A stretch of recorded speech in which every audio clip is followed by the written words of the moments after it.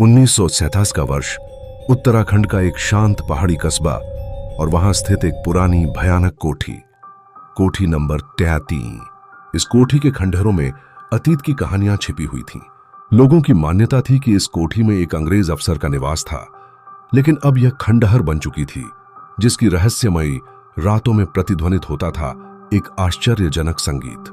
हर रात ठीक 3 बजे वहां एक लाल बत्ती जलती थी और संगीत की धुनें सुनाई देती थीं।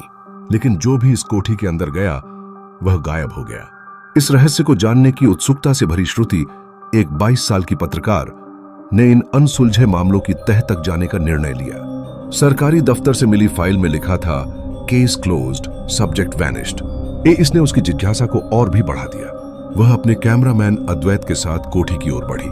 जब दोनों ने रात के ठीक 2:45 पर कोठी के दरवाजे पर कदम रखा तो उन्हें ऐसा लगा जैसे वे समय के पार जा रहे हों।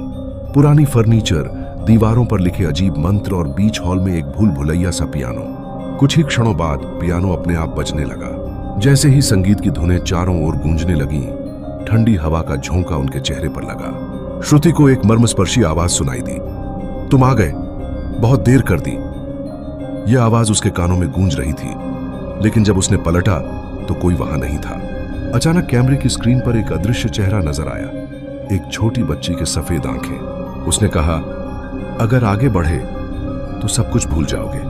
श्रुति का दिल तेजी से धड़कने लगा, किंतु उसने अपने कैमरे को चालू रखा और कोठी के तहखाने की ओर बढ़ी। वहां एक लोहे का गेट था जिस पर लिखा था, नैनबानी का रहस्य यहीं दफन है। जब वह दरवाजा खोलने वाली थी, कमरे में अचानक बिजली कड़कने लगी। अद्वैत ने जोर से चिल्लाया, श्रुति पीछे देखो। बे उस क्षण ने उन दोनों की जिंदगी को बदल दिया।